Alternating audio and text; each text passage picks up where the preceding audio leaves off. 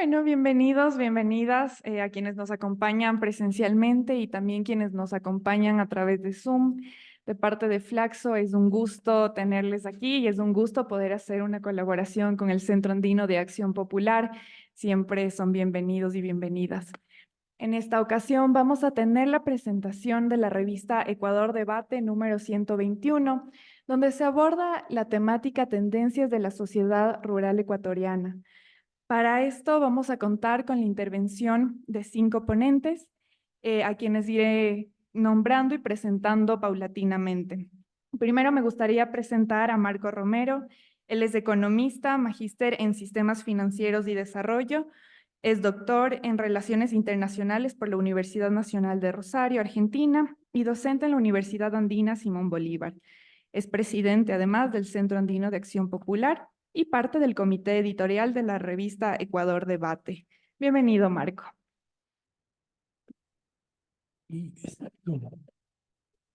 Buenas tardes, muchas gracias por la presentación, muchas gracias por la invitación. Siempre es un gusto participar esta vez en la segunda entrega de la revista Ecuador Debate, luego de el cambio que lamentablemente se produciría allí. Bien, yo quisiera destacar dos elementos que la entrega del ejemplar que se está presentando actualmente eh, justifican y ratifican el lugar que ocupa la revista Ecuador Debate entre las revistas de ciencias sociales. El primero es en abrir un espacio para la presentación de perspectivas distintas sobre problemas que ya se trabajan. Y el segundo es constituir un espacio para debate o para abrir debates e implantar debates. Hay en la historia de la revista varios casos anteriores. Bien, en el primer caso, y tomando como eje fundamentalmente el tema central de la revista, que es lo que yo destacaría por la variedad y diversidad de trabajos sobre temáticas rurales enfrentadas desde diversas perspectivas, yo quisiera destacar los que más me llamaron la atención. Uno, ese trabajo de Cristina Vega, Cristina Vera y Cristina Cielo sobre un análisis. El título es Preciada Comida, el rol relacional de la yuca en el sustento de poblaciones precarizadas del Ecuador. ¿Por qué me llamó la atención? Porque por mi vocación de economista yo entro al sistema alimentario desde la perspectiva macro, y en esta propuesta que recoge ese artículo me parece que hay una mirada distinta desde lo micro y desde comunidades pequeñas de el mismo tema. Cuando se aterriza y se examina el rol que juega la yuca en las pautas alimentarias de una comunidad en la costa ecuatoriana y de una comunidad en la Amazonía.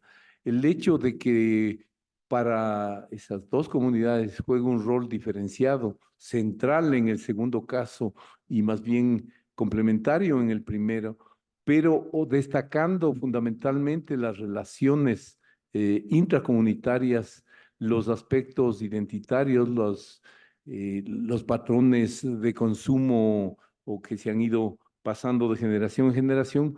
Me parece que brinda una mirada fresca, interesante y necesariamente aterrizada de cómo funcionan en la práctica concretamente los sistemas alimentarios. Un segundo artículo que me llamó mucho la atención y que quisiera destacar es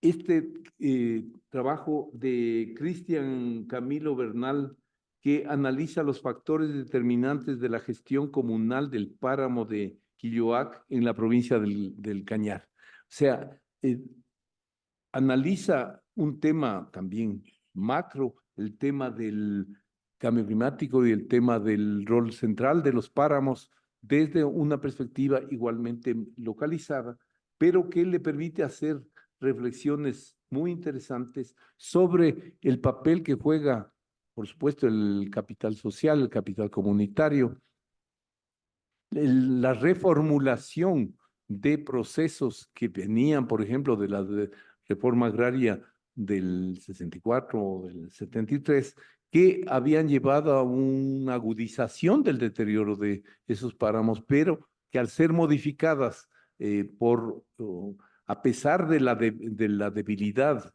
reconocida, y eso también me parece un aporte importante del texto, de las comunidades andinas, em, logran reconstituir desde intereses reconocidos, básicamente vinculados con la cuestión del agua de riego o la necesidad de reestructurar su manejo comunitario de ese recurso y propiciar una reconstrucción y un mantenimiento del páramo. Dejo el tema del Pablo para la segunda parte, porque ese me parece que se instala más bien en abrir debate. Y quería destacar el tema del artículo de Rafael Guerrero. O sea, me parece que en ambos casos, o el de Pablo y este de Rafael Guerrero, se abre y se constata una necesidad imperiosa de realizar investigaciones mucho más detenidas, mucho más profundas sobre ambos temas. Comenzaré con el de Rafael Guerrero.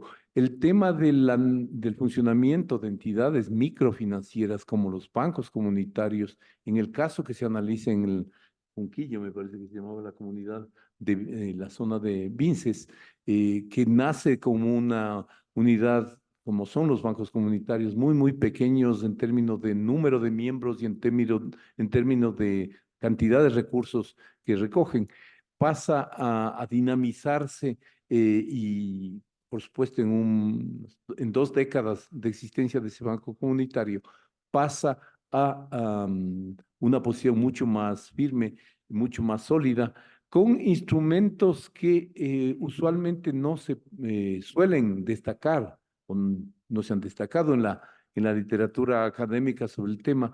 Uno, el ofrecer intereses por cuentas pasivas bastante más altos que la banca comercial, que está cerca en las localidades, pero que ofrece 0,5 o 1%, cuando más se acerca al 2%, y en cooperativas como estas como esta que se analiza en ese ejemplo, se pone de relieve tasas sustancialmente más altas, 3 o 4 veces más altas, pero que logran atraer, no tanto por la cantidad de ahorros, sí, los sectores vinculados a la recepción de remesas pueden tener esa como la motivación principal, pero lo que me pareció interesante es, fundamentalmente le ven como una fuente de los depósitos en ese banco comunitario, como un apalancamiento básico para generar créditos, obtener créditos que les permiten mantener toda la dinámica de la actividad productiva regional y que me parece es una modalidad que podría replicarse y podría multiplicarse en otros lados, analizando la cobertura, la presencia de esos bancos comunitarios, básicamente con la función de retener el ahorro en los espacios locales y de cumplir una función de dinamización. Me parece que eso consolidaría, a la luz del informe del FMI de septiembre del año pasado, que dice, contrariamente a lo que se ha vuelto un lugar común en muchos sectores, que no son las cooperativas los espacios donde se lava dinero. El dinero en el sistema financiero ecuatoriano se lava fundamentalmente en los bancos más grandes. Entonces ahí me parece que especialmente contrastando también esto con una experiencia eh, reiterada desde la década de los 70 de ONGs que incursionaron, perdón, en los mercados financieros y que fueron fracasos o rotundos. CESA en los años 70, varias otras organizaciones en los 80s y en los 90, el CAP en 90s y la primera década de este siglo, que significó una cartera vencida, una cartera perdida, enorme. Me parece que ahí hay posibilidades o la necesidad de hacer un análisis comparativo y un análisis estructural primero y luego de análisis de casos que permitan tener un panorama mucho más claro. Para terminar, paso al artículo de Pablo. Me recuerdo desde cuando entré a la Universidad Andina y nos conocimos que a mí me interesaba mucho y siempre me ha interesado leer análisis de los famosos presupuestos o gestión participativa de los espacios locales, sobre la cual se habló mucho y se escribió mucho en el caso de Cotacachi, sin haber leído sistemáticamente esa literatura, pero era indudable que había una enorme potencialidad para el análisis, pero explorando crudamente la realidad de esos procesos. Entonces, en el trabajo de Pablo, él muestra a mandar obedeciendo el movimiento indígena de Cotopaxi en el gobierno provincial, 22 años de gestión del gobierno provincial de La Tajunga. Entonces, bueno, la lectura de Pablo es una lectura bastante indulgente, diría yo, del rol que cumplen las organizaciones indígenas, los líderes indígenas que han estado involucrados a eso. Cita un trabajo en el cual estuvimos juntos de una tesis que se hizo sobre Pujilí de un estudiante de la Andina. ¿Por qué digo que es indulgente? Porque en el fondo busca siempre elementos para explicar o intentar explicar el porqué de los, constata él, pocos éxitos o los problemas enfrentados en esa gestión del espacio local, básicamente por los dos prefectos claves, ¿no? César Umajinga y Julio, ¿cómo es? Y el segundo, Guamán. Entonces, Jorge Guamán. Me parece que mientras en el artículo de Rafael Guerrero, que se sitúa donde está hoy día el corazón de la formación de los gatilleros y de los que participan en los grupos de delincuencia organizada, no aparece por ningún lado, ni hay ninguna referencia a eso. En el caso de Pablo, me parece que el hecho de los cambios en la fase bueno, de vacas gordas, de vacas flacas que está mencionado, sí, pero el hecho estructural que me parece que también amerita una investigación muy, muy profunda, porque, y Carlos nos ha dicho varias veces en Andina, en varias conferencias, si el petróleo hace rato que se acabó, y ya lo que se da en gasto tributario, o sea, en exoneraciones, en subsidios a los sectores empresariales y en la exoneración del IVA, supera los ingresos petroleros. Entonces, es indudable que en espacios locales como Cotopaxi y en todos los espacios locales se va a necesitar generar recursos propios de esos espacios locales, lo cual va a implicar, por supuesto, dotarse de catastros, perfeccionar, aprovechar las TICs para generar algún mecanismo de seguimiento de las actividades económicas del sector y también generar aportes de la ciudadanía de esos espacios locales que no se menciona en absoluto, o sea, simplemente en las entrevistas amplias que realiza Pablo, o casi 30, se constata que esa expectativa por recibir o la necesidad digamos, la visión del Estado como el que debe proveer todos esos elementos, yo creo que quedó atrás. Va a haber que generar nuevos mecanismos, nuevas formas de enfrentar esos problemas del desarrollo local y del financiamiento del desarrollo local. Eso nada más, muchas gracias. Entonces, me parece que la revista Ecuador Debate cumple ese rol y hay que reforzarlo, hay que mantenerlo.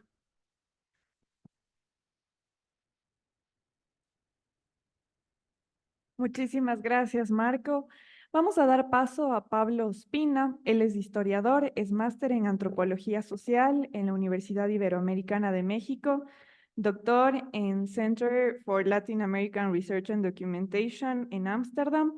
Es docente de la Universidad Andina Simón Bolívar y miembro del Instituto de Estudios Ecuatorianos del Grupo Tierra y militante de la Comisión de Vivencia, Fe y Política. Bienvenido, Pablo. Muchas gracias. Bueno, yo participé junto con Lorena Toro en la selección y organización del tema central de la revista, que es que es una selección de ponencias que se presentaron en octubre del año 2022, hace ya un año y medio, en Esmeraldas, en el tercer seminario permanente de investigaciones sobre territorios, ruralidades, ambiente, alimentación e interculturalidad. De hecho, Justino Piaguaje, que también presenta su artículo, bueno, este también fue presentado en el CEPI en el año 2022. Yo quería empezar diciendo que en 1982 salió un texto que aquí tenemos a su digamos, autor, una bibliografía analítica agraria, la primera compilación de los temas agrarios y rurales del Ecuador.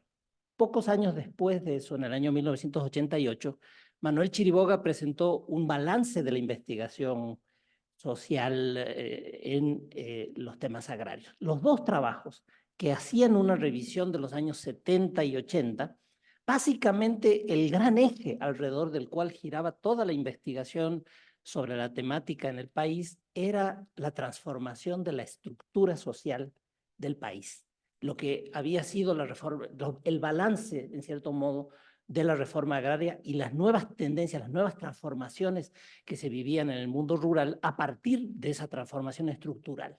Ese era el eje. Luego de eso, en el año 2000, Luciano Martínez hizo una compilación también que se llamó en cambio Estudios Rurales, ya no solamente un balance de los temas agrarios, sino también de las sociedades rurales y cómo iban transformándose. Y en esa investigación, en esa compilación, que era parte de una antología de las ciencias sociales que hizo Flaxo, de una serie de libros sobre diferentes temáticas, bueno, ahí el eje central era un giro, un cambio, un desplazamiento en el modelo de modernización agropecuaria que está básicamente signado por el neoliberalismo, por el retiro del Estado, por el fin del modelo de lo que llamamos el modelo desarrollista o el experimento cepalino en el Ecuador que se había hecho en los años 70. Y eso está claramente marcado como el eje que marcó a toda la producción sobre la temática en la década de los 90, que es lo que trata Luciano Martínez. Y bueno, nosotros nos propusimos, digamos, actualizar eso. Y en el año 2018 iniciamos una investigación que finalmente salió y que se presentó en el primer CEPI en octubre del año 2018, que era un balance de la investigación sobre las temáticas territoriales, rurales, agrarias, alimentarias y ambientales en el Ecuador, que trataba de hacer un balance de las primeras 2 décadas del siglo XXI. Y ahí planteamos que en general es el cuestionamiento, ya no solamente a las modalidades de la modernización agropecuaria, sino a todo el modelo de modernización en general. Y es una crítica que es lo que predomina en el siglo XXI en las investigaciones. Es una crítica a las implicaciones que tiene en la salud, a las implicaciones que tiene en la educación, en la alimentación, en la conexión entre el mundo rural y el mundo urbano. Es decir, en general lo que hemos encontrado es que en las políticas públicas predomina el impulso a la modernización, pero en los estudios, en las investigaciones, predomina la impugnación a los efectos que la modernización tiene sobre la salud, sobre la vida, sobre el bienestar y sobre los valores también en las sociedades rurales ecuatorianas. Y bueno, y hemos venido haciendo cada 2 años diferentes CEPI. Estamos organizando ya para octubre de este año, se va a hacer el 4º, esta vez en la Universidad Andina Simón Bolívar. Vamos a hacer el 4º CEPI. El tercero es el de esta el que se recoge en esta serie en este tema central de la revista Ecuador Debate. Y yo quiero solamente señalar muy rápidamente y muy por encima de qué manera esta recopilación de apenas 1, 2, 3, 4, 5, 6 trabajos, señala, indica las tendencias que hay en la investigación en la actualidad, que todavía tenemos hoy, y que tiene mucho que ver con lo que investigamos y con lo que vimos respecto a las 2 primeras décadas del siglo. Siguen siendo ejes centrales la impugnación al modelo de modernización o a la modernización en general del agro, del mundo rural, de la sociedad ecuatoriana. Y cómo eso se expresa en estos 6 artículos. Bueno, miren, uno de los temas al que hizo alusión ahora Marco, y que es del trabajo mío, es el movimiento indígena. El movimiento indígena es un eje de investigación en los últimos 25, en el último cuarto de siglo. Y bueno, esta investigación sobre el Cotopaxi es una serie, digamos, una parte de una serie de trabajos que si la revista Ecuador Debate sigue siendo generosa, se seguirán publicando, que es una serie de investigaciones sobre qué pasa en el ejemplo de la provincia de Cotopaxi con el movimiento indígena, porque es el movimiento donde se nota al mismo tiempo la enorme dispersión, la enorme conflicto interno, las tendencias, la cantidad, hubo 6 indígenas de candidatos a prefectos en las últimas elecciones locales. Entonces, esa enorme tensiones internas y al mismo tiempo la capacidad de movilización, de organización y de impugnación a todo el modelo de desarrollo ecuatoriano desde la provincia de Cotopaxi. Fíjense ustedes que no es casualidad de que 3 de los presidentes de la CONAIE han sido de la provincia de Cotopaxi y casualmente de la misma parroquia, la parroquia de Toacaso, en el norte de Cotopaxi. Y no solo eso, sino que se pelearon ahora por la presidencia de Pachacutic 3 personas que eran los 3 miembros del movimiento indígena de esa misma parroquia. Entonces, es un lugar fundamental de laboratorio de qué está pasando con el movimiento indígena ecuatoriano. Entonces, un eje de la investigación ecuatoriana rural tiene que ver con ese tema que todavía está vigente. Lo mismo diría yo el caso de el trabajo de Cristian Bernal, doctorante de Flaxo, que hizo una investigación ya no sobre, fíjense ustedes cómo en los años 80, en los años 70, el centro era cómo funcionan las comunidades. Ahora el eje es cómo las comunidades manejan los páramos, cómo hacen gestión ambiental, de qué depende que tengan éxito. Ahí está, en los páramos de Quilloac, que él estudia, una de las organizaciones de segundo grado más poderosas del movimiento indígena ecuatoriano, donde además se conectan todas las cooperativas, una enorme cantidad de cooperativas. Yo estuve en el congreso de Altucaita el año pasado, y bueno, en ese congreso estaba financiado por las cooperativas de ahorro y crédito locales, ya no por las ONGs, sino por las cooperativas indígenas de la localidad. Bueno, en ese lugar donde hay una poderosísima organización indígena de segundo grado, bueno, se logra gestionar el páramo de manera relativamente exitosa, poner límites, manejar las presiones del manejo de las familias. Todos sabemos que las familias son las que manejan las decisiones productivas en las comunidades indígenas, no son las comunidades. Y sin embargo, en el nivel comunitario, con el apoyo de una poderosa organización de segundo grado, es capaz de regular el funcionamiento de las actividades productivas familiares en ese páramo. Y bueno, es un estudio muy interesante sobre esa conexión entre organización social, movimiento social y gestión ambiental, ¿no? Y cómo finalmente el manejo comunitario puede ser una alternativa frente al manejo de las empresas privadas, del capitalismo verde, o el manejo centralizado y autoritario desde el Estado central, del manejo de las áreas protegidas.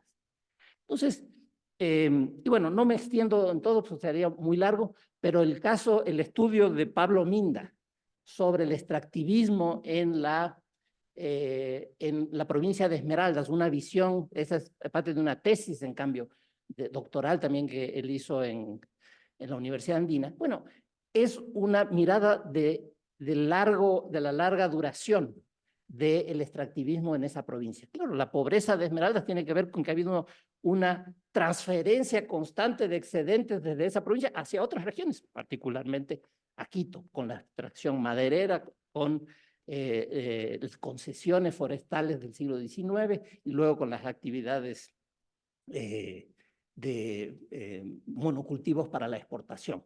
Y bueno, el extractivismo, las luchas anti-extractivas, las alternativas frente al extractivismo, las luchas comunitarias, la minería, en fin, han sido un eje también de la investigación agraria en el Ecuador en el último cuarto de siglo. Entonces, no me extiendo con los otros textos, pero todos ellos expresan y resumen, son en cierta forma una indicación de qué se está investigando y cuáles son las tendencias que están preocupando más a los y las investigadoras del mundo rural ecuatoriano.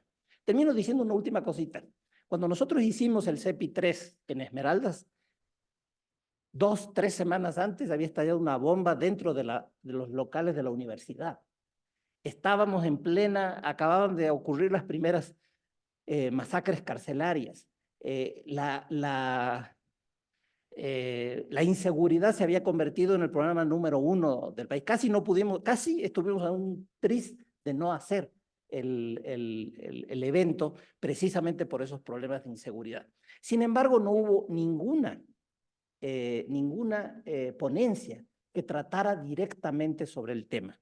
Yo debo llamar la atención también de que este número de Ecuador Debate, solo hay 2 artículos que no refieran a temas rurales, incluso fuera del tema central. Por ejemplo, el texto de Justino o el texto de Carlos Larrea no están en el tema central, pero tratan sobre temas agrarios y rurales.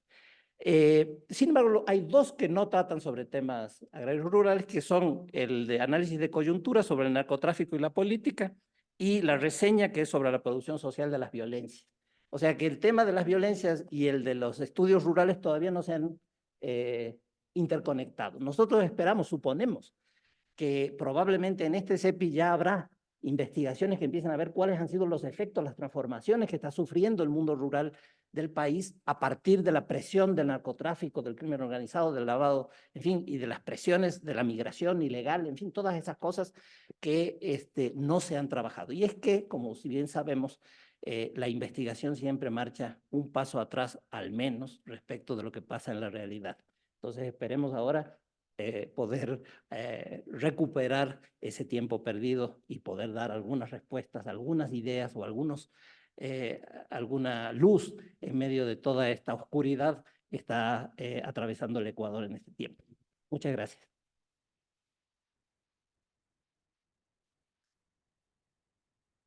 Muchísimas gracias, Pablo. Bueno, vamos a dar paso a la intervención de Catalina Campo y a la intervención de Justino Piguaje. Catalina es antropóloga, es magíster en desarrollo territorial rural por Flaxo, es doctorante en etnobiología y estudios bioculturales de la Universidad del Cauca. Actualmente es profesora en el posgrado de psiquiatría de la Universidad UTE y de la maestría en salud pública de la Universidad Técnica del Norte. Es designada como presidenta de la Sociedad Ecuatoriana de Etnobiología en el periodo 2020-2022 y es investigadora en temas de salud y naturaleza con énfasis en territorios amazónicos. Justino es defensor de derechos humanos y de la naturaleza, es actual dirigente de territorios y expresidente de la Nación Siecopay y miembro de la comunidad San Pablo de Catenciaya. Es licenciado en Gestión para el Desarrollo Local Sostenible de la Universidad Politécnica Salesiana y egresado de la Maestría de Derechos de la Naturaleza y Justicia Intercultural de la Universidad Andina Simón Bolívar. Bienvenidos. Este es su espacio.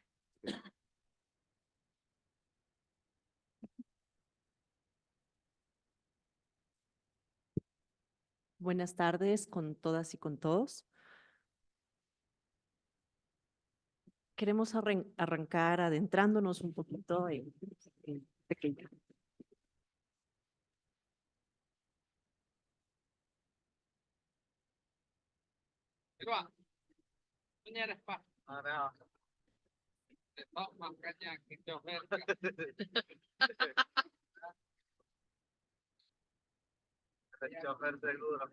Cuidado, cuidado. Ah, ya.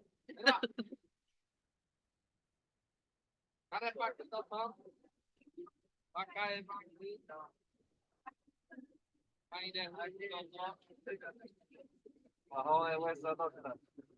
Bajó de vuestra doctor.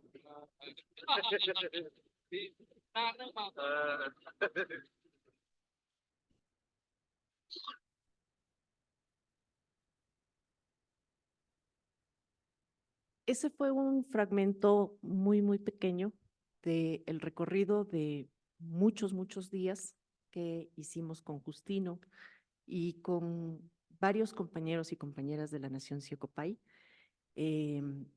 a inicios del 2020, a, en busca de información que nos pueda dar luces respecto a la noción de pertenencia de la Nación Siocopay en Pequeyá, que es todo este complejo de lagunas de bosque hundido, que le dicen, para comprender el origen de la nación, para comprender sus formas de vida y para comprender la importancia de la restitución de estas tierras a estas generaciones existentes a partir de un barrido de la memoria histórica de la nación Siocopay, de los ancestros Siocopay, de los abuelos, quienes tuvieron la gentileza de conversar y contarnos cómo ellos nacieron en Pequeyá, cuáles son sus mitos de origen, cuáles fueron, son y serán aquellos dioses y espíritus que habitan en los 11 mundos cosmogónicos de los Siocopay. Entonces, este abrebocas histórico nos permitió además comprender la importancia de la memoria biocultural en el territorio de la nación Siocopay, en todo el complejo de lagunas de Pequeyá, de Lagartococha.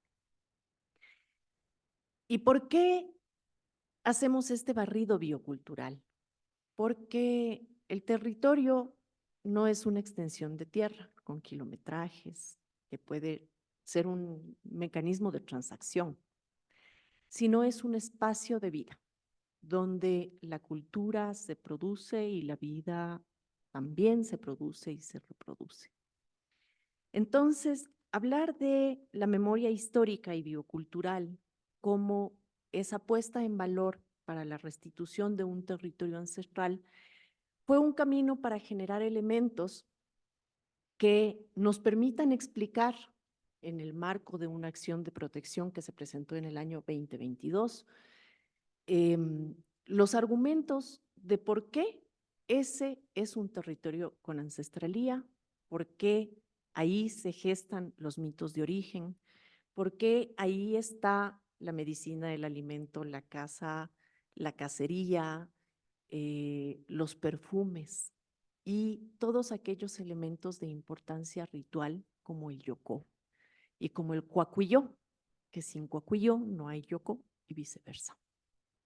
Entonces, este artículo hace un barrido bastante sucinto de un informe mucho más extenso que inició en el año 2020 con un bloqueo por la pandemia de un par de años, que si bien no nos permitió volver al territorio, nos permitió hacer un seguimiento y articular las tecnologías como esta nueva tendencia etnográfica, en donde además ya habíamos tenido la posibilidad de visitar las lagunas, de escuchar las historias de los seres que habitan en cada una de estas lagunas y, como les decía anteriormente, que construyen este complejo de 11 mundos cosmogónicos para los Siocopay. Pero también cómo este territorio, el de Pequeyá, fue un espacio importante de retorno, volviendo a la memoria de los ancestros, para garantizar la seguridad y la vida de la población durante la pandemia, para evitar los contagios, para encontrar la medicina que ellos requerían. Y como Justino, en medio de todo esta situación tan extraña que nos invadía a todos, iba con la gente reconociendo y viviendo esta memoria cultural que los abuelos les habían contado, las primeras experiencias de cuando las primeras gripes empezaron a afectar a los Siecopay y cuáles fueron las lagunas, cuáles fueron los espacios de tierra entre estas lagunas y cuáles fueron las plantas, las raíces, los bejucos de importancia que resguardaron su vida y su salud. Finalmente, en el 2022 pudimos hacer un regreso, una nueva visita, ya con mayor movilidad, para validar la información que iba a ser presentada en el marco de la acción de protección. Este fue un documento que muy extenso, del cual hemos hecho un esfuerzo gigante de sistematización para convertir en este testimonio, en esta memoria de todo este andar, que tiene una segunda parte, que es todo el proceso de la sentencia, previo a la sentencia, todo el proceso en busca de la restitución de estas tierras que el gobierno había entregado a la nacionalidad quichua y que generaba un conflicto intercultural, además de un conflicto con el Estado de por medio. Y creo que esta segunda parte le toca al Justino.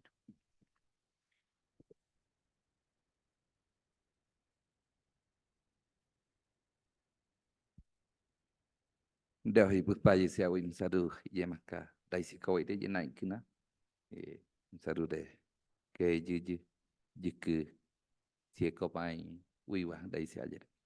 Bueno, muchas gracias. Primero quiero agradecerle a todos y a todas por el espacio. Agradecerle a Catalina, desde luego también, quien me animó para hacer conocer esta historia de lucha de los Siecopay, que es una nación muy pequeña en población, de aproximadamente 850 habitantes. Estamos en el Ecuador y en el Perú, somos un pueblo transfronterizo, no porque quisiéramos serlo así, sino porque nos fraccionaron el territorio.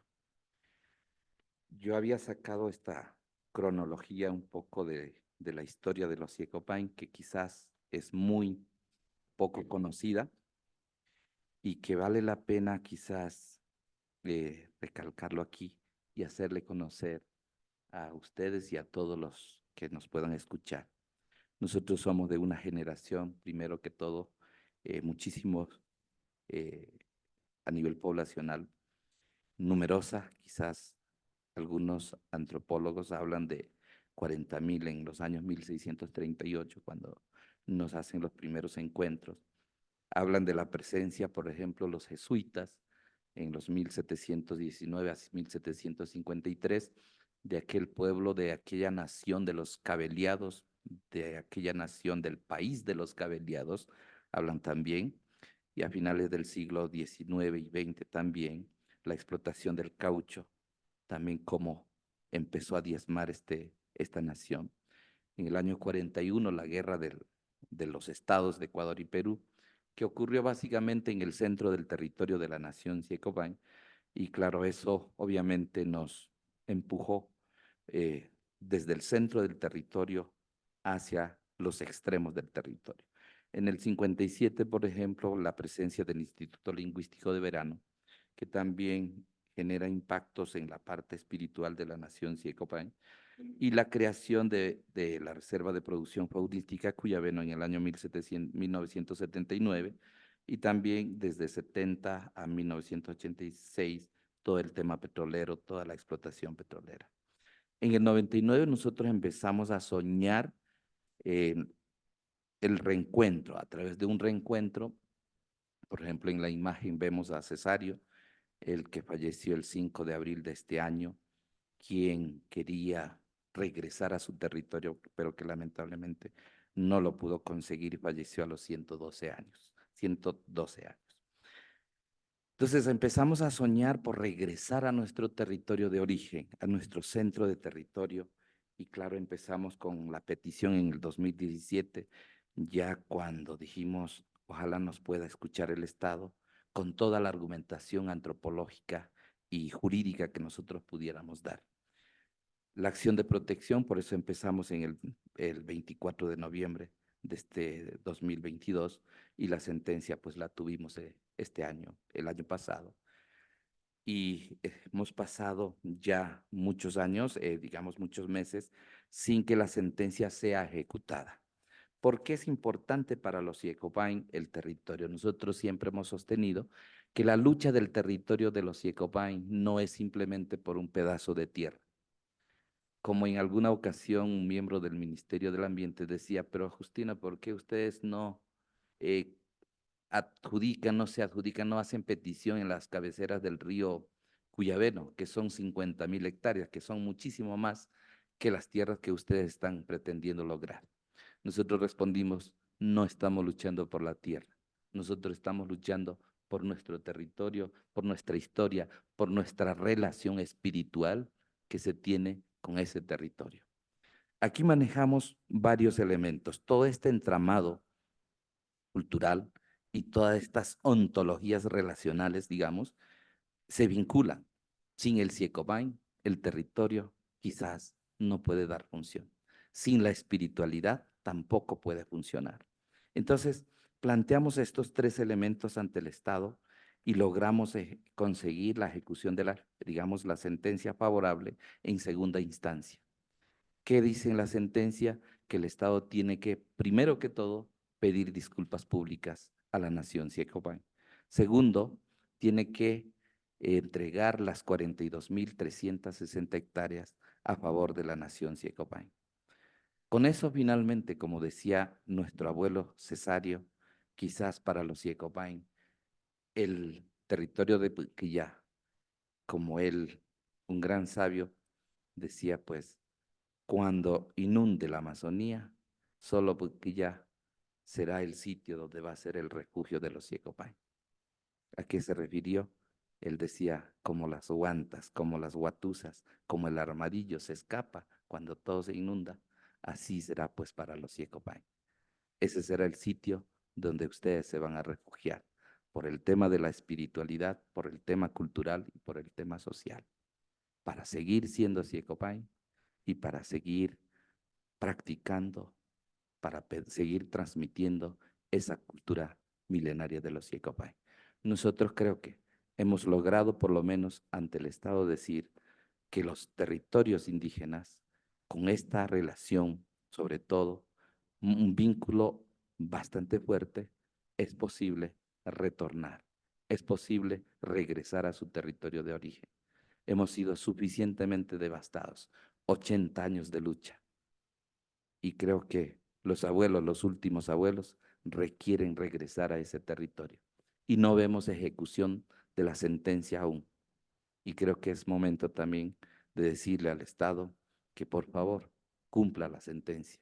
No podemos ir a otras instancias más porque ya la hemos ganado aquí en el país. Y creo que los Siecopain merecemos el respeto y merecemos también que estas tierras sigan siendo de los Siecopain. Muchas gracias.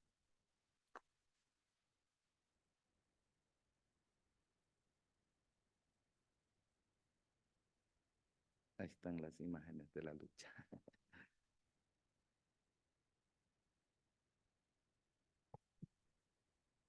Muchísimas gracias, Catalina y Justino. Bien, ahora vamos a dar paso a Carlos Larrea. Carlos es licenciado en filosofía, es doctor en economía política, tiene un postdoctorado en salud y desarrollo por Harvard University y la Organización Panamericana de la Salud. Es docente de la Universidad Andina Simón Bolívar y coordinador de la Maestría de Cambio Climático, Sustentabilidad y Desarrollo. Bienvenido, Carlos. Bueno, muchas gracias. Bueno, primero yo quiero felicitar al Ecuador Debate por este nuevo número que se ha editado. Hay algunas características que creo que merecen resaltar este evento. No solo que en el campo de las ciencias sociales es posiblemente con seguridad la revista más antigua del Ecuador, sino que además yo creo que es casi el único espacio donde todavía existe la posibilidad de un debate crítico, de un debate integrador desde una perspectiva multidisciplinaria, y el hecho de que la revista se mantenga y se haya renovado bastante en muchos aspectos que no vamos a detallar porque son muy visibles desde la portada, me parece muy importante. Creo que ya se ha dicho bastante sobre lo que nos está ofreciendo este número. Yo no quiero repetirlo, pero sí quiero tal vez recalcar un hecho importante, y es que se retoma una tradición que, como mencionaba Pablo Espina, viene desde los años 70 en el Ecuador, de estudios agrarios muy transformados, muy distintos. Nos ha dado un panorama muy interesante, con complementos realmente valiosísimos y muy interesantes, como que nos acaba de exponer el último grupo que nos presentó la problemática cultural del pueblo Secopay, que es muy poco conocida y que por otro lado realmente nos da una visión de gran profundidad. Entonces, en realidad hay una variedad de temas y de artículos que merecen una felicitación especial, no solo por el contenido propio del número, que me parece muy valioso, sino sobre todo porque esto representa una continuidad y un desafío hacia el futuro. Y seguimos confiados y hacemos votos para que este gran esfuerzo editorial se mantenga y se consolide. Bueno, yo quería referirme un poco a mi contribución, que está siempre los números de Ecuador Debate tienen un tema monográfico central y algunos artículos que tratan un poco sobre tal vez la coyuntura o la situación actual del país. Yo me permití solicitarle a Ecuador Debate que publique este análisis reciente que realicé en torno al debate que existía, que se ha modificado un poco desde que se escribió hace muy pocos meses, en relación a la crisis fiscal y la serie de medidas que estaban en discusión y debate en aquel entonces. Ahora ha bajado un poco respecto a la posibilidad de que se haga una moratoria de los resultados de la consulta popular sobre el ITT. Bueno, y eso me condujo a escribir este artículo mostrando un poco algunos de los elementos. Tal vez podemos poner la presentación en PowerPoint que estaba, sí, la verde. Excelente. Digamos, ¿cuál es el objetivo del artículo? Y eso es muy importante. Yo tal vez podría resumirlo en lo siguiente. Partimos en primer lugar de la constatación de que el país está enfrentando, yo creo que con seguridad, una crisis multidimensional que es la más profunda que ha tenido desde por lo menos el inicio del siglo.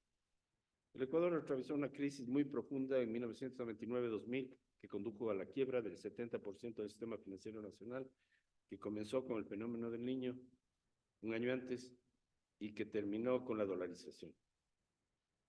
Luego de eso, en este periodo de tiempo hemos tenido varios ciclos, pero estuvieron atravesados por un boom de las materias primas que nos benefició mucho hasta el 2014. Y luego hemos tenido una situación de deterioro. El precio del petróleo colapsa en 2014. Estamos a 10 años de eso. ¿Sí? Si ustedes ven el primer gráfico, encuentran, simplemente es una referencia, el ingreso por habitante del Ecuador. Este rato está bastante por abajo del valor máximo que se alcanzó en el 2014, 10 años. Esto quiere decir que año por año nos estamos empobreciendo, que las perspectivas de recuperación son mínimas. Aquí hay unas proyecciones que hizo el Fondo Monetario que nos indica que el 2027 todavía estaremos como 10% por debajo del 2014. Esto quiere decir que las perspectivas realmente del futuro, que estamos en una crisis de larga duración. En lo económico, en lo ambiental, la situación es sumamente crítica. Basta ver el tema de los apagones, que en realidad es un tema ambiental, porque la sequía en la Amazonía no es un producto de la mala suerte, sino que es una consecuencia de que hemos deforestado la sexta parte de la Amazonía y otra sexta parte que está degradada, y sin árboles no tenemos lluvias. Y sin lluvias no tenemos agua ni en Quito, ni lo vamos a tener en el futuro en la sierra. Entonces, este es el inicio en realidad de una crisis ambiental muy grave que podemos ir enfrentando con severidad. Bueno, y no vamos a hablar de la violencia, de la corrupción, de la desinstitucionalización del Estado. Es decir, es una crisis mucho más grave que la del 99 en el sentido que es mucho más profunda y tiene un carácter multidimensional.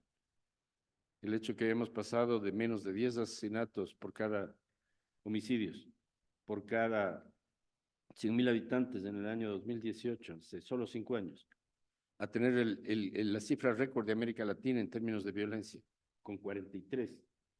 Es algo dramático. Sí, le superamos a México, le superamos a Venezuela y le superamos a Colombia. En algo les hemos superado a todos nuestros países rivales en América Latina. Tenemos un récord realmente muy interesante. Bueno, esta es la realidad. Entonces, ¿qué es lo que yo me quiero centrar? Que en la discusión sobre cómo enfrentar la crisis que se ha dado al inicio del gobierno de Noboa y que se va a seguir dando en la campaña electoral, nosotros nos picamos en la calentura, pero no en los orígenes del problema. Es decir, nos concentramos simplemente en los síntomas y recetamos aspirina, sin para nada entender que el problema va con mucho más profundidad. Entonces, sería un debate enorme que va a seguirse dando y probablemente se va a profundizar en la campaña si subimos el IVA del 12 al 15, si así se va a resolver el problema, o si es que mejor extraemos el petróleo del ITT o cosas por el estilo. Pero no se enfrenta a una realidad de fondo. ¿Cuál es el origen central de la crisis? Vamos a pasar a las siguientes, por favor. No sé cómo podemos hacer. Ya. Aquí pueden ver ustedes con bastante claridad. El problema de fondo es que, sobre todo desde el 2020, hay un estrangulamiento de la fuente principal de ingresos del Ecuador, que son las exportaciones de petróleo. El Ecuador ha sido un país petrolero de 50 años. La mayoría de ustedes tienen menos de 50 años. Es decir, cuando ustedes nacieron, éramos un país petrolero, y eso nos da la sensación de tranquilidad psicológica, de decir, bueno, por toda la vida vamos a ser un país petrolero. Eso no ocurre. Creo que en este artículo hay una documentación muy detenida por varias fuentes que nos indica claramente que el periodo petrolero está llegando a su fin. Y ese es el telón de fondo detrás de la crisis. Por consiguiente, las medidas que nosotros podemos hacer para superar la crisis, si no están vinculadas con un aumento de la capacidad del país para transitar a lo que yo llamaría una sociedad post-extractivista, simplemente no son efectivas. Y pongo un ejemplo muy sencillo. Parece que todos estábamos felices, o por lo menos los economistas de derecha, porque recibimos 4.800 millones de dólares de créditos primero del Fondo Monetario y de la CAF. Bueno, eso es menos del total del déficit fiscal que tenemos este año, y esos fondos se van a desembolsar en 4 años, y con condiciones. Esto quiere decir que si logramos un récord de financiamiento que no estaba tan previsto, en todo caso esto va a resolver una parte pequeña de un déficit que en todo caso es mucho más grande. El problema de fondo está presente. Y si no atacamos las causas del problema, que es el de fomentar una transición a una sociedad diferente.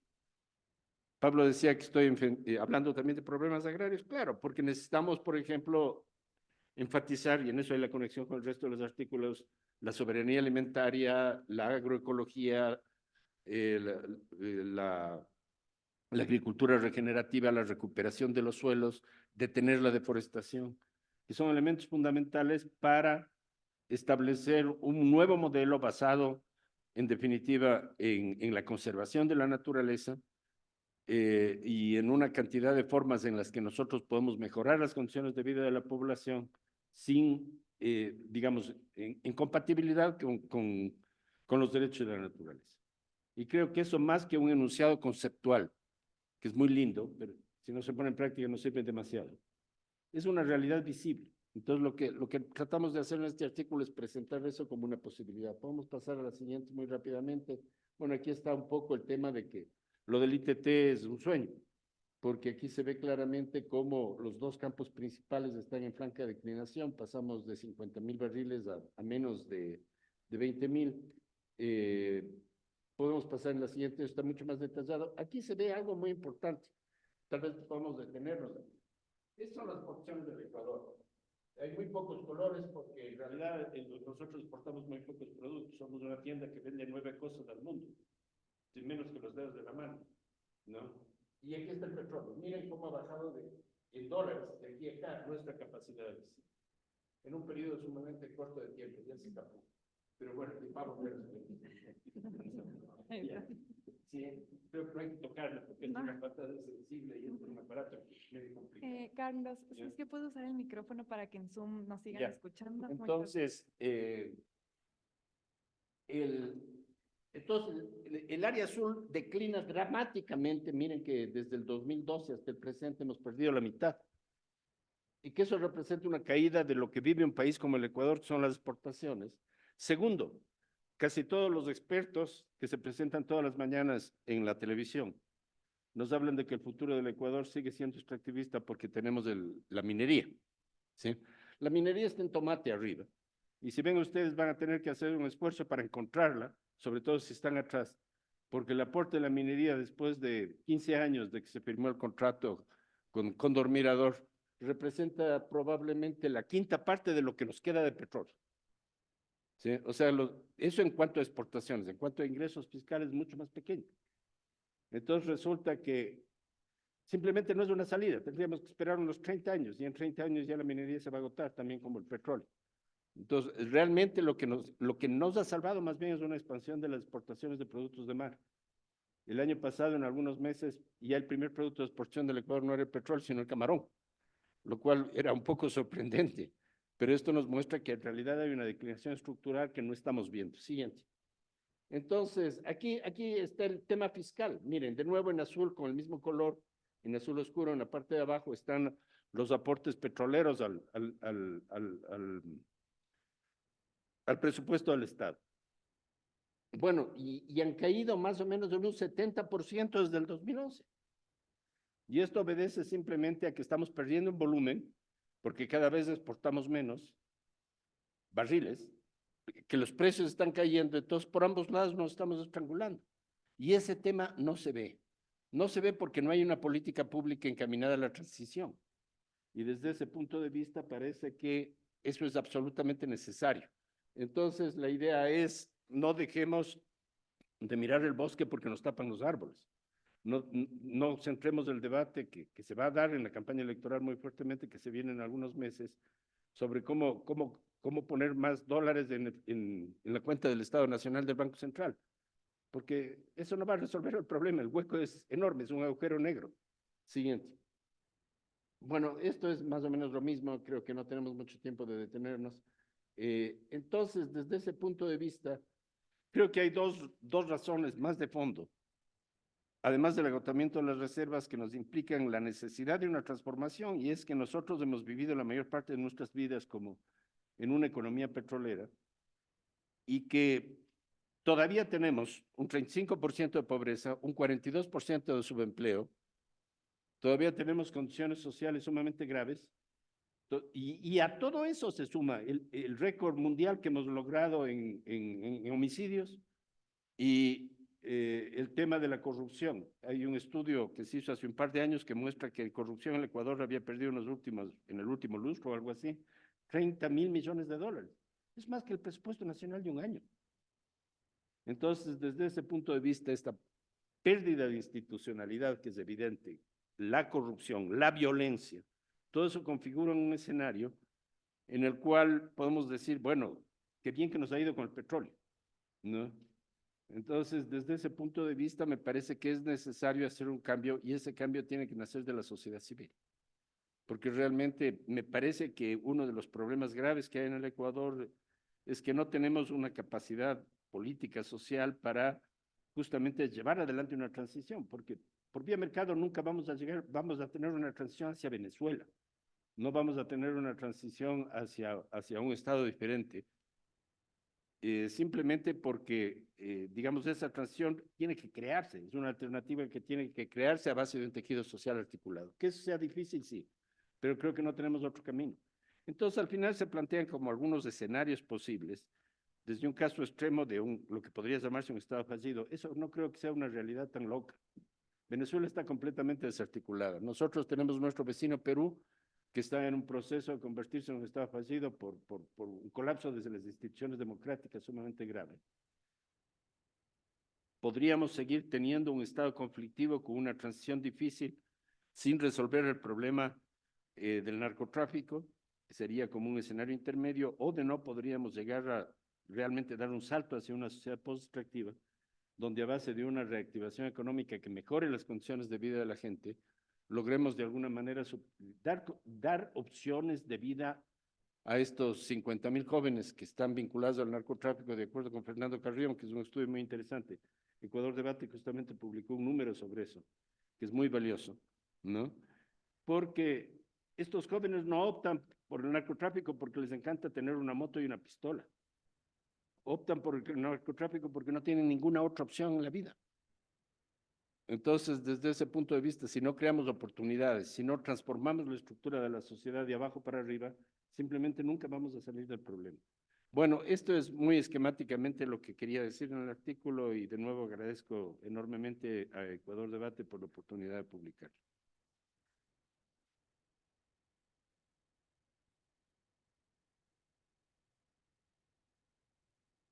Muchísimas gracias, Carlos, y gracias a cada uno de los ponentes por sus intervenciones.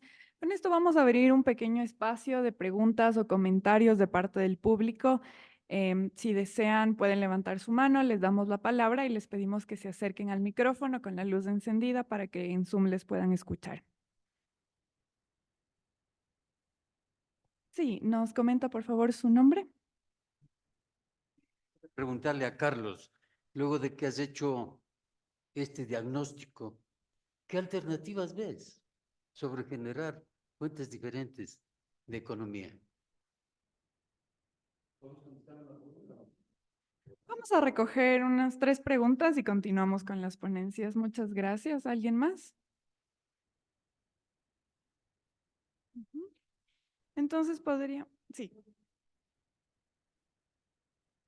Un clic más. Ahí está, perfecto. Sí.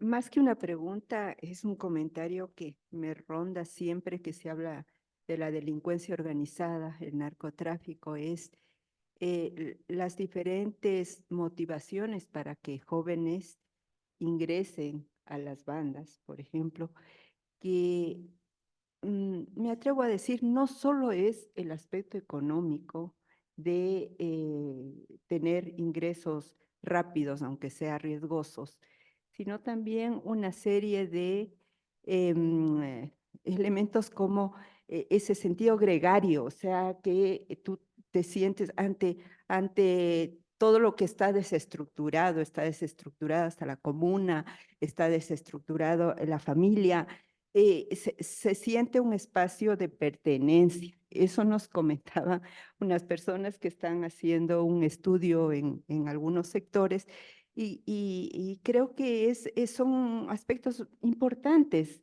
porque los jóvenes, las jóvenes se vinculan a espacios en los que se sienten identificados. Y eso yo creo que hay que tomar muy en cuenta para una serie de análisis, rebasando un poco el aspecto económico que es bastante importante, bastante determinante, pero este otro aspecto creo que también incide en estas agrupaciones. Eso nomás. Muchas gracias. Sí, por favor. Yo tenía una pregunta para Catalina y Justino.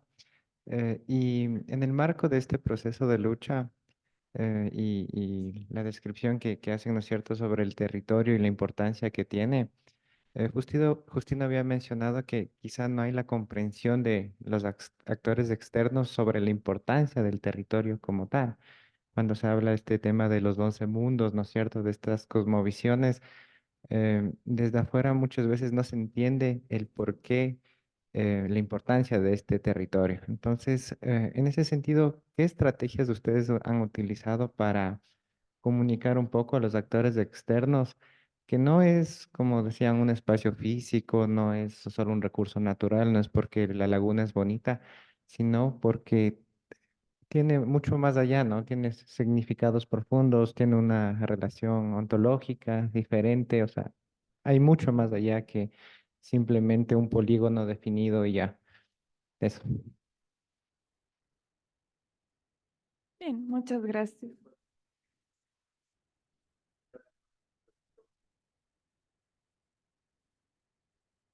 Sí, vamos a leer. Lisa nos dice, ¿cuáles son las fuerzas sociales y políticas que pueden avanzar escenarios alternativos positivos? Pregunta para Carlos y todos los otros ponentes. Con esto vamos a empezar con Carlos, por favor. Carlos, por favor, si pueden seguir. Gracias. Ya, sí. Bien. Creo que el tema de las alternativas es sumamente complicado. Primero, este es un problema de larga duración. O sea, es muy difícil pensar que en un periodo de 2, incluso en el próximo gobierno de 4 años, podríamos tener cambios muy sustanciales en lo que se está haciendo. Porque la magnitud del problema es enorme. Bueno, voy a comenzar con el problema de la violencia, que probablemente es uno de los más grandes. El área sembrada de coca en Colombia, desde el 2018 al 2022, que es el mismo periodo en que aumentó la violencia en Ecuador, se duplicó. Y eso tiene mucho que ver con el acuerdo de paz al que llegó Colombia con las FARC. ¿Por qué? Porque simplemente las FARC controlaban su territorio. Y, digamos, controlaban más o menos 1/3 de la superficie del país. Entonces, las FARC necesitaban una retaguardia, esa retaguardia era la selva. Y por consiguiente, la deforestación en general se mantuvo muy controlada. Una vez que se hace el acuerdo con las FARC, pasan 2 o 3 cosas importantes. Primero, que no incluye a todo el mundo. El ELN, por ejemplo, nunca entró. Segundo, que hubo una gran cantidad de grupos disidentes de las FARC que se salieron del proceso y se convirtieron básicamente en grupos de distinto tipo, paramilitares también, transformados, que pasaron a controlar el territorio con fines de expandir el narcotráfico. ¿Dónde estaban esos? Hay un mapa que yo no les presenté aquí, pero que lo tengo y que es muy importante. El 80% de la expansión del área sembrada por coca en Colombia se produce en 2 departamentos que son Nariño y Putumayo, ambos fronterizos con el Ecuador. Entonces, eso en primer lugar implica un fracaso enorme de todas las estrategias de la DEA para controlar el narcotráfico. Porque es impresionante, eso no pasa solo en Colombia, en Perú también hay una expansión, incluso en Bolivia, que son los 3 países del mundo que más cocaína produce. Entonces, desde ese punto de vista, simplemente el Ecuador entra en una guerra, que es la guerra que se da entre los carteles mexicanos, porque los colombianos ya no controlan todo, sino que simplemente entregan la droga en la frontera y ahí se acaba el negocio para ellos. ¿Sí? Bastante grave que ha conducido esta crisis. Bueno, y este problema, bueno, ya les había dado una cifra, según Fernando Carrión, hay 50,000 personas que están vinculadas con los grupos delictivos. El lavado representa 3.500 millones de dólares al año, de acuerdo con una estimación. Esto es el 3,5% del PIB. Es una cifra gigantesca. ¿Sí? Entonces, estamos enfrentando, digamos, a un proceso que en primer lugar está en expansión a nivel mundial, que es el consumo de coca, que nadie ha logrado una forma efectiva de reducirlo.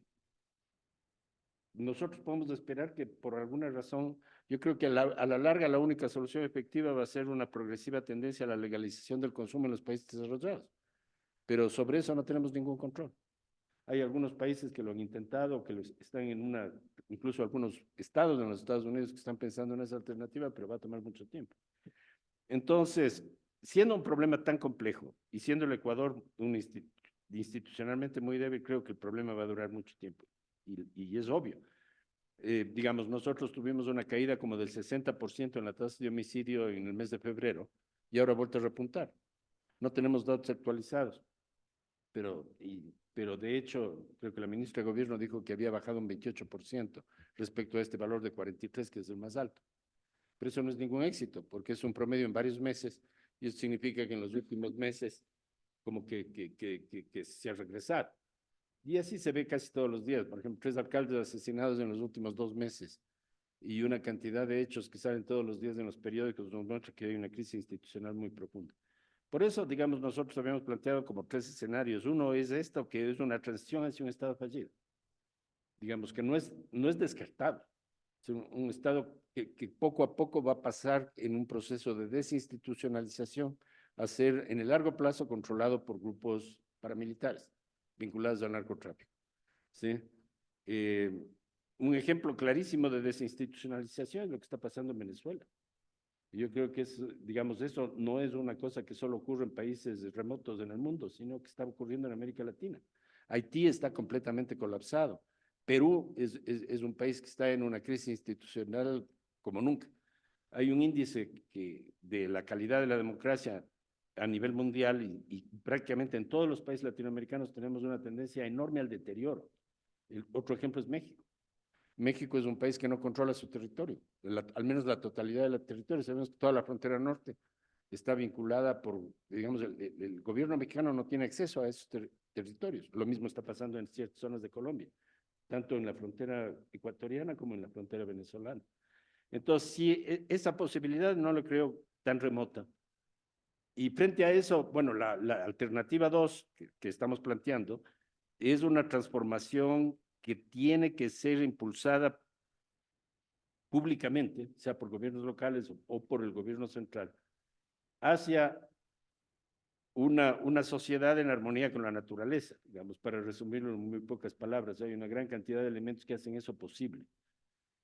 Porque el Ecuador en realidad es un país bendecido por la naturaleza, somos tal vez el segundo país más biodiverso del planeta, tenemos una dotación de agua por habitante o por kilómetro cuadrado que es una de las más altas del mundo, tenemos una riqueza cultural verdaderamente extraordinaria, que en un país del tamaño de un pañuelo se hablan 14 idiomas, es algo verdaderamente espectacular. Y bueno, justamente en la revista tenemos un ejemplo muy lindo que nos acaban de presentar, que además del video los segundos que vimos del video fueron muy emocionantes, ¿no? Entonces, todo eso lo podemos convertir en una estrategia en la cual nosotros podemos mejorar las condiciones de vida de la población en armonía con la naturaleza. Bueno, creo que el ejemplo de Costa Rica nos muestra que eso es posible. No digo que Costa Rica sea una solución perfecta, ni mucho menos, pero un estado que tiene 0 deforestación, que está aumentando el área de la selva, que ha diversificado su economía con una inversión enorme en educación y salud, y que ha logrado una expansión, para comenzar, del turismo de naturaleza, que es como 3 veces superior al que tenemos en el Ecuador. Pero eso solo se puede conseguir con un apoyo del sector público permanente, con una inversión en capital humano muy grande, que es lo que no estamos haciendo. El año 2023, el Ecuador recibió, porque subió mucho el precio del petróleo con la guerra de Ucrania, no, el de 2022 me parece que fue, o no, el 2023 no estoy seguro. Tuvimos un pico en los ingresos petroleros y en el mismo año tuvimos el gasto más bajo en 10 años en educación y salud. Eso nos muestra que ya lo que recibe el Estado por petróleo y lo que gasta el Estado en bienestar social ya están completamente desvinculados. Porque este rato las importaciones de derivados representan más o menos el 80% de las exportaciones. Y el subsidio a los combustibles, que es un tema del que no se habla, el subsidio a los combustibles está subiendo, representa más o menos el 200% de lo que el Estado está recibiendo por el petróleo. Entonces, realmente el petróleo ya está completamente desvinculado de ningún aporte a la economía nacional. Por eso, mucho antes de que salga el último barril por el oleoducto, ya el petróleo ya ha dejado de funcionar, digamos, como un instrumento para lo que se concibe como proceso de desarrollo. Entonces, desde esa perspectiva, simplemente, y ya les había dicho, y eso creo que ustedes estarán bastante de acuerdo, la minería no es una opción, por muchas razones.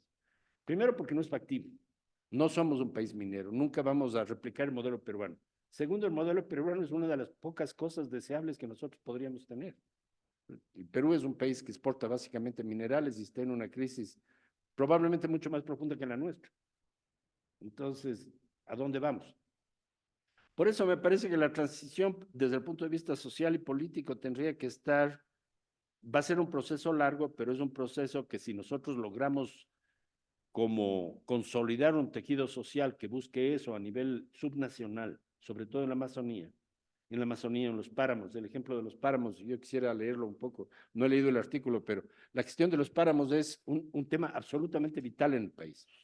Y creo que el único ejemplo bastante decente que tenemos es el caso de la provincia de La Suerte, ¿no? Por ejemplo, nuestra ciudad, si no cuidamos los páramos, vamos a tener una crisis del agua como la que tienen ahora en Bogotá. Porque el 80% de las lluvias de Quito vienen de la Amazonía y estamos deforestando la Amazonía, ¿no? Entonces, desde ese punto de vista, si no cuidamos en realidad, y esto no lo está haciendo el municipio, no creo que lo entienda el municipio, ¿sí? No lo está haciendo. Entonces, ¿a quién le corresponde? De alguna manera tenemos que reforzar el tejido social. Y eso es un proceso que no va a ser simple, va a tomar probablemente mucho tiempo, pero no le veo otra alternativa este rato, porque estos temas no están en el debate público. Entonces, digamos, el peor problema es que se está acabando el petróleo, pero el segundo peor problema es que no lo entendemos. ¿Sí? Y desde ese punto de vista no estamos haciendo casi nada para ello. Y cada vez que Walter Spurrier aparece en la televisión y dice que en realidad el problema es del Estado, entonces yo creo que vamos en retroceso. Esa es más o menos mi visión de las alternativas. Muchas gracias, Carlos. Por favor, Catalina y Justino. Bueno, muchas gracias por la pregunta, Oscar. Y después de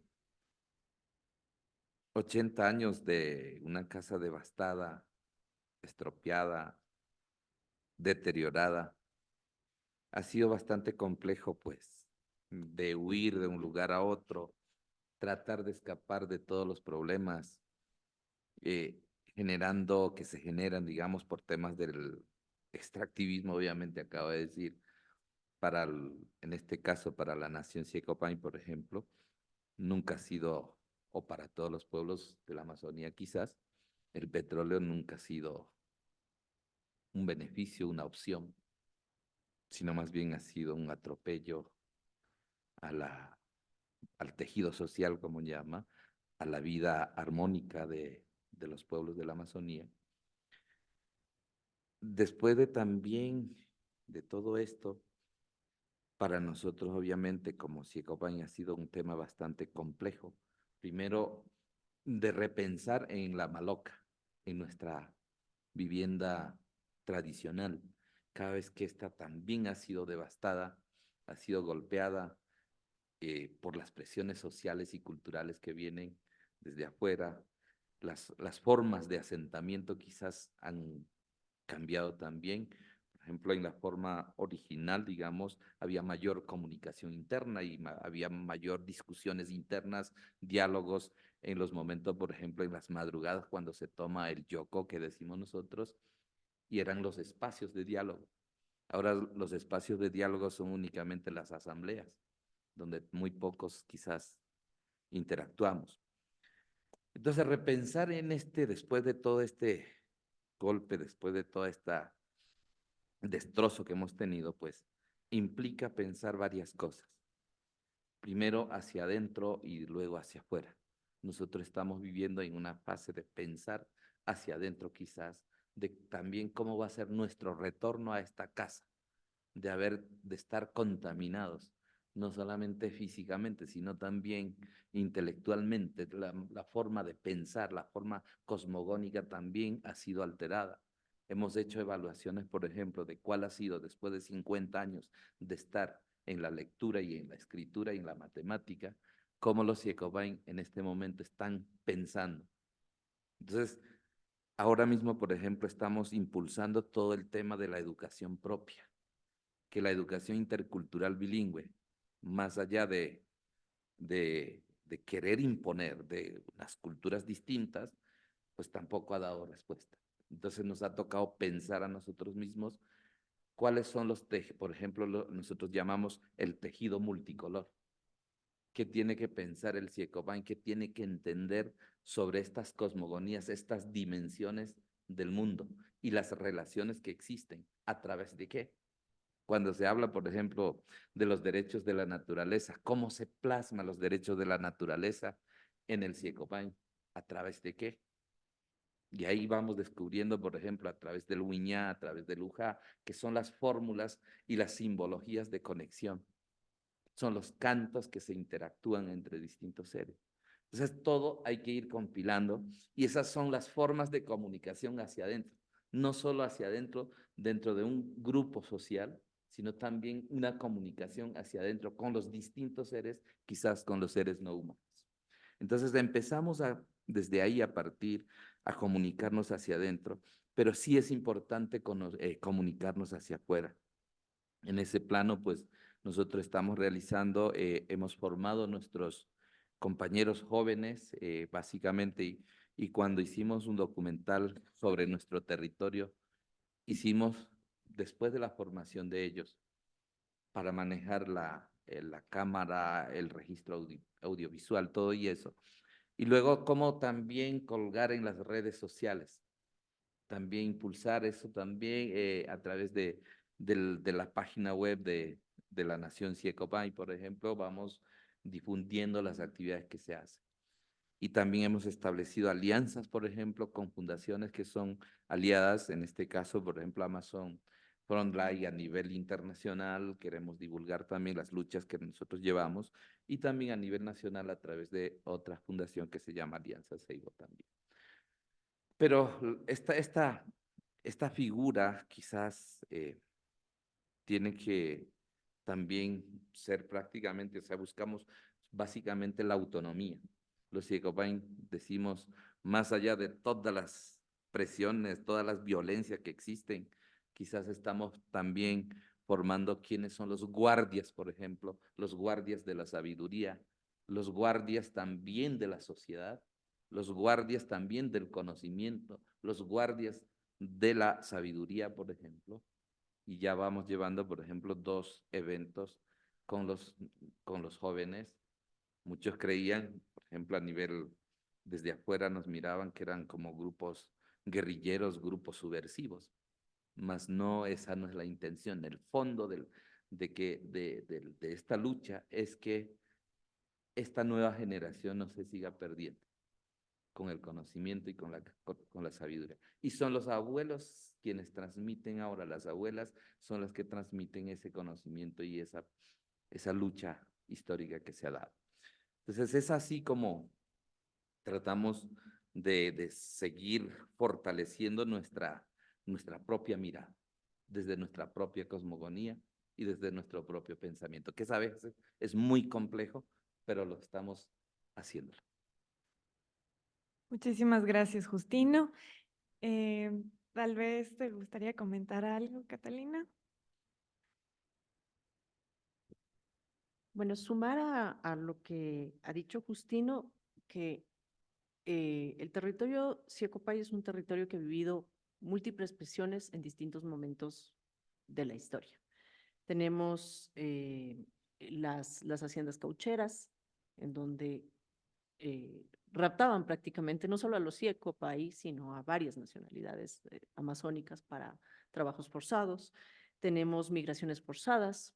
La última migración forzada de mayor impacto fue la generada por la guerra del Cenepa, en donde destacamentos militares fueron implementados sobre las malocas de las que hablaba Justino.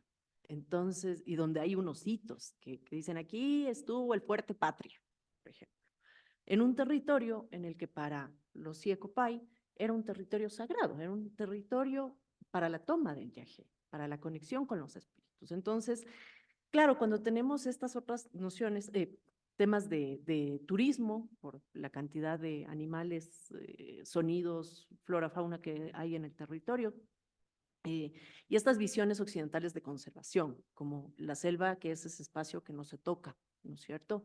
No es un espacio de interrelación con los humanos, no es un espacio que en nuestro imaginario citadino es como una cosa súper agreste y demás, pero no, es un espacio diseñado, amoldado históricamente por las poblaciones, de ahí el conocimiento biocultural, que es lo que hace que exista toda esta diversidad biológica, diversidad genética, diversidad lingüística, etcétera. O sea, estamos hablando de espacios de generación biológica a partir del conocimiento tradicional ambiental. O sea, no estamos hablando de de un espacio lindo en donde hay matitas y gentecitas, sino que estamos hablando de generación de conocimiento profundo en esos espacios con simbologías, con signos, con evidencia y demás. Entonces, creo que todas esas rupturas en la comprensión, además, el tema de lo binacional, ¿no es cierto? Cuando hablamos de la nación Siocopay como este grupo que está en dos territorios y está en dos territorios nacionales, Ecuador como Perú, antes de que exista la frontera de Ecuador y Perú. Entonces, me acuerdo el momento de la audiencia, uno de los momentos de mayor presión era cuando me decían, ¿y dónde nacieron los Siocopay? En la cabecera del río Secoya. ¿Y dónde queda el río Secoya? En el territorio ancestral Siocopay. Pero la intención era que mi respuesta sea en el Perú. Entonces, esa es una ruptura que creo que ya tiene un corte más de comprensión cultural y epistémica, en donde el Estado-nación no puede gobernar lo que existió antes del Estado-nación. Y cuando digo no puede gobernar, no es una posición anarquista frente al mundo, sino es más bien este querer encajar en las categorías. Y claro, otra de las rupturas que me olvidaba de señalar, con la reforma agraria, el IERAC legaliza, a propósito de eso, las tierras amazónicas, ¿no?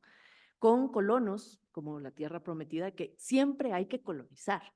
O sea, es la tierra que no importa la década ni el siglo en el que estemos, siempre debe ser colonizada.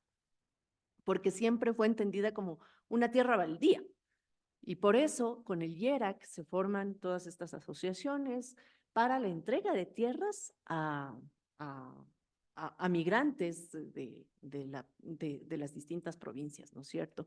Que venían después de la crisis cacaotera, que venían además con múltiples presiones históricas de corte productivo, muchas de ellas seguramente Carlos Larrea las señalará mejor que yo, pero que hacían que esa gente vaya a la Amazonía en busca de nuevas opciones, de esperanzas de vida. Entonces, en ese escenario, el IERAC también los sitúa a los Siocopay como si fueran parte de esas asociaciones mestizas que van a instalarse en el territorio y les asigna 40,000 hectáreas, ¿no? 40,000 hectáreas, omitiendo la movilidad, omitiendo el uso del territorio, omitiendo el conocimiento etnobotánico, el uso de los ríos, de las lagunas, etcétera. Entonces, y que lo registra muy bien Vickers, ¿no? En su texto de Loción a Secoya. Entonces, todas esas divergencias en la comprensión del territorio, de la cultura, de las prácticas sociales, de las prácticas de vida, de la reproducción social, cultural, histórica, etcétera, etcétera, etcétera, creo que nos marca un poco para la pregunta de Lisa North, este nuevo reto para encontrar cuáles son estos escenarios alternativos. Primero, saltar de la conservación tradicional a el equilibrio ecosocial. Creo que es uno de los primeros retos frente a los que nos enfrentamos, asumiendo que los espacios naturales, incluso más allá de estas transiciones, de estos espacios amazónicos o de los páramos, sino de estas conexiones páramo, grandes ciudades, medianas ciudades, Amazonía, implica mecanismos de conectividad que deben generar respuestas para el problema en el que nos encontramos, que es un problema de modelo de desarrollo, finalmente, ¿sí? Y estas nociones de autonomía, que son súper importantes respecto a la gestión territorial, a la producción, a la soberanía alimentaria, a las prácticas territoriales para la reproducción de plantas, para la reproducción de animales, etcétera. Entonces, creo que es importante mirar y analizar este nuevo escenario desde esos ojos, ¿no? Desde no pensar que existe una verdad, sino un montón de verdades contingentes con las que tenemos que jugar, más cuando tenemos un Estado plurinacional e intercultural que no solo es visibilizar a pueblos y nacionalidades, sino es abordar, comprender y dialogar con esas otras cosmovisiones. Muchísimas gracias, Catalina. Y bueno, tal vez Pablo, Marco, ¿les gustaría comentar algo antes de concluir? Y una pequeña reflexión simplemente. No solo en el Ecuador, sino en el mundo se vive una polarización y una conflictividad creciente. La derechización es global. El surgimiento de fuerzas que se pensaba superadas es también general. Entonces, en ese escenario, por supuesto, se necesita reconstruir el tejido social, reconstruir la institucionalidad. Y como decía Carlos, eso es un esfuerzo de largo plazo. Carlota Pérez, una académica venezolana británica, ella habla de por lo menos 2 generaciones, 70 años, en los cuales con innovación científico-técnica y con un respeto y un trabajo mucho más centrado en la conservación, en la biodiversidad y en un uso inteligente de los recursos naturales, podría cambiarse. Parte de ese proceso es también una reconstrucción de un nuevo contrato social, dentro del cual el tema tributario, que incluya simultáneamente el tema de los subsidios a los combustibles, el tema del gasto tributario como esta exoneración sistemática que viene desde los años 70, pero que se agudizó brutalmente en lo que va de este siglo, de subsidios dados como o mencionados como incentivos, como estímulos para el emprendimiento y una escasa y menguante generación de empleo, tienen que ser revisados forzosamente, ¿no? Eso no. Muchísimas gracias. Con esto vamos a finalizar. Gracias a todos los ponentes que nos acompañaron hoy, a las personas que se conectaron virtualmente y también quienes nos acompañan aquí en este espacio. Les invito en la parte de afuera, pueden encontrar la revista, también se pueden tomar un café y bueno, con eso cerramos. Muchísimas gracias.